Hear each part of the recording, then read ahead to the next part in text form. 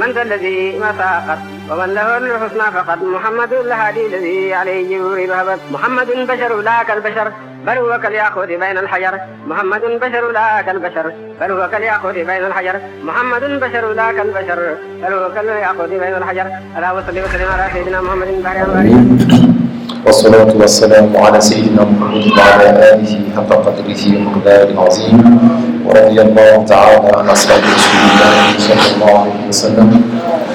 يا همة الشيخ اغفري لنا بهذا المقدار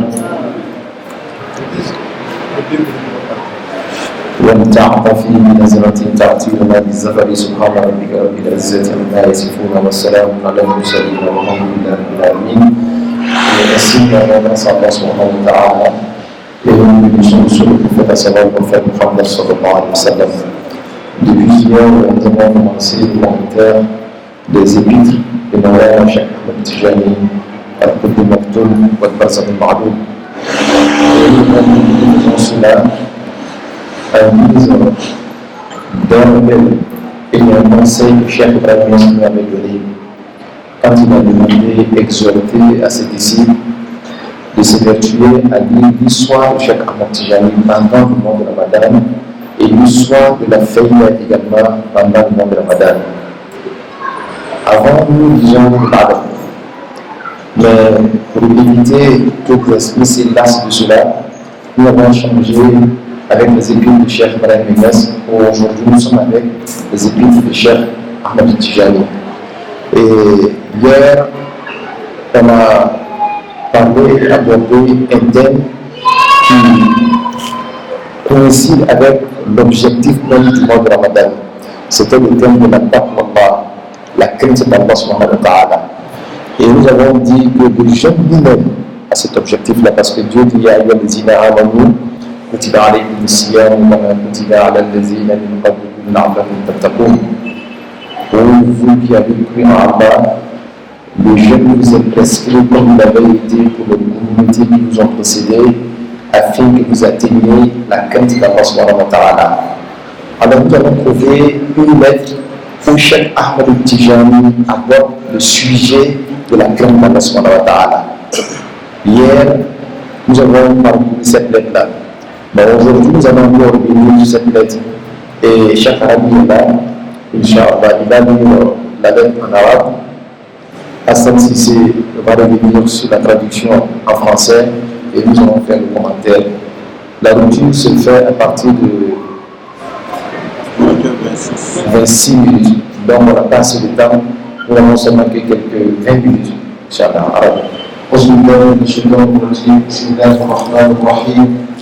تقوى الله وأوصيكم وإياي بتقوى الله تعالى وارتكاب المنافسة بوقوف الذنوب فإن لكل زمن مصيبتين لا يقبل العبد عنهما والمصيبة واحدة في الدنيا وواحدة في الآخرة فمصيبة الآخرة واقعة قطعا إلا من تقابل العفو منه سبحانه وتعالى ومصيبة الدنيا واقعة لكل من اقترف ذنبا إلا أن يدفعها والد إلهي بصدقة لمسكين أو صلة رحم بمال أو تنفيس عن بديان بقضاء الدين عنه أو بعفوه عنه.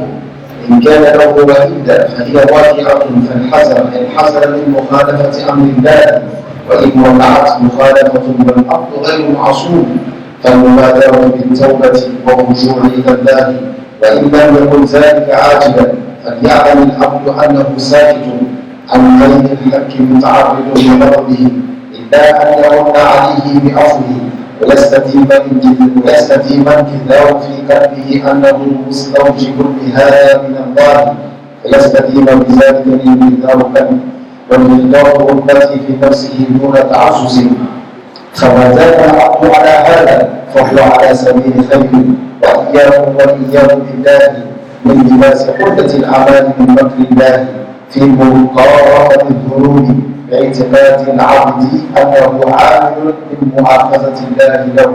لذلك فإن من وقف هذا الموقف بين يدي الحق الله بين يدي الحق تعالى ودام عليه فهو دليل على أنه يكون كافرا والعياذ بالله. Sachez que tout ce que je vous recommande et que je vous recommande à moi-même, c'est de craindre Allah, qu'il soit exalté. De vous rappeler que vous attendiez de sa part un compte rendu que vous devez sur vos péchés. Car chaque péché a deux calamités dont le fidèle ne peut se départir. Une dans ce monde et une dans l'autre monde. Celle de l'autre monde se produira inéluctablement, à moins qu'Allah n'accorde son pardon, qu'il soit glorifié. Celle de ce bas monde tombera sur celui qui commettra ce péché, à moins que quelques interventions divines n'agissent par l'effet de quelques moments versés à un nécessiteux ou d'un lien de sang entretenu ou en reconfortant un endetté insolvable en payant ses dettes ou en les épongeant si elles appartenaient au créancier. Sinon, elles tombent inéluctablement. Quand cela enfreint le commandement d'Allah, si quelques infractions est commises, l'homme étant imparfait, que le fidèle s'empresse de se repentir, de retourner à Allah. S'il ne le fait pas rapidement, qu'il sache qu'il s'abaisse au Dieu d'Allah et qu'il est passible de son courroux, à moins qu'il ne lui pardonne. Mais que cela reste inscrit dans son esprit, qu'Allah lui a accordé cela sans qu'il l'ait mérité. Ce qui maintiendrait l'abaissement à son degré que le sentiment d'humilité dans son esprit et dont il ne devrait pas s'éloigner. Et tant que ce sentiment est dans son cœur, il est en bon droit. Gardez-vous que Dieu vous préserve de vous croire à l'abri des desseins d'Allah en commettant des péchés, tout en pensant que vous êtes à l'abri de tout le proche de la part d'Allah. Celui qui adopte cette position par rapport à Allah et s'y maintient, ce sera là signe qu'il pourra infidèle d'Allah. Cette lettre-là, nous l'avons vue hier, mais pas dans son intégralité. Aujourd'hui, nous allons revenir sur cette lettre-là, essayer de donner quelques précisions. Vous savez très bien, quand on vient à la tariqa Tijaniyya, c'est pour pouvoir se rapprocher davantage d'Allah subhanahu wa ta'ala. Et c'est sûr qu'on ne peut aucunement obtenir de Dieu son agrément que si nous acceptons de nous façonner avec la loi d'Allah, en nous éloignant de ce que Dieu a interdit et en faisant davantage ce que Dieu a recommandé. Personne ne peut obtenir de Dieu ce qu'il veut que s'il passe par la voie que Dieu a recommandée. Et c'est ainsi que Cheikh Ahmed Tijani nous met en garde sur le péché. Le péché, comme je l'ai dit hier, il n'y a pas de petit péché. Il n'y a pas de petit péché parce qu'il s'agit d'un être qui est au-dessus de toi et que tu es censé respecter et aimer. La moindre erreur peut te faire supporter le courrier de cet être-là qui est Allah subhanahu wa ta'ala. Voilà pourquoi il faut faire beaucoup attention. Et Cheikh Ahmed Tijani dit ce que le prophète même avait dit. Celui qui commet un seul péché sur terre, la personne est exposée à être infligée 2 fois, sur terre et dans l'au-delà. Un seul péché, tu vas payer pour le péché sur terre, mais aussi Dieu te récompensera aussi demain par une calamité. Donc, il y a 2 calamités à partir d'un seul péché commis. Et cependant, nous sommes tous des êtres faillibles à l'erreur. Il n'y a pas une seule personne qui ne pêche. Mais en même temps, dans le péché, il y a un danger. Qu'est-ce que Cheikh Ahmed Tijani veut te faire comprendre? Il peut te demander de faire l'effort, autant que tu le peux, de te loin du péché. Ne te dis jamais que ça fait rien, que tu peux te rattraper demain. Vivre jusqu'à demain n'appartient qu'à Allah subhanahu wa ta'ala. Et il dit que celui qui commet un péché, la personne va forcément subir cette calamité-là, à l'exception de celui-là qui s'est repenti. Et il dit que celui qui commet le péché, la personne doit s'empresser pour se repentir. Mais celui qui reporte le repentir à demain, c'est la preuve palpable que cette personne-là est tombée des yeux de Dieu. Ça veut dire que tu n'as aucune valeur devant Allah subhanahu wa ta'ala. Si tu commets un péché, automatiquement repens-toi. Et si tu te repens et que Dieu te pardonne, ne pense pas que cela est dû à toi, mais cela émane de la grâce et de la générosité d'Allah subhanahu wa ta'ala quand il a accepté ton repentir. Tu dois subir une calamité forcément. La deuxième solution, c'est si jamais tu avais fait une aumône, une sadaka à un pauvre, et grâce à cette sadaka-là que Dieu a accepté, Dieu peut t'éloigner de cette calamité. Parce que la calamité devait forcément t'atteindre. Voilà pourquoi nous disons, dans la tariqa, tu viens de faire beaucoup d'istighfar. Parce que le mot astaghfirullah veut dire que je demande pas pardon, c'est pas ce que ça veut dire.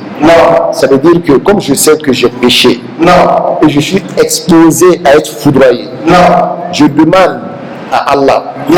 Et là, je demande à Allah de par son nom qui est le plus grand que Allah, à partir duquel nom tous les autres noms découlent, tels que le nom Al-Muntaqim, le vengeur. Et quand Dieu veut te faire subir une calamité, il se venge de toi par son nom Al-Muntaqim, ou bien Al-Muzil, celui qui va te diminuer. Alors donc, qu'est-ce que tu fais? Tu demandes à Allah subhanahu wa ta'ala de prendre ce nom qui est Allah, de faire de ça comme un parasol ou un parapluie qui empêche les autres noms de te foudroyer. Donc c'est comme si tu te mettais à l'abri en demandant pardon. Et le pardon en langue arabe c'est al-istighfar, al-afu. Alors donc, automatiquement, ça te protège contre la calamité qui devait descendre sur toi. Ou bien que tu aies donné une aumône et que Dieu ait accepté cette aumône-là, à cause de cela, Dieu te pardonne.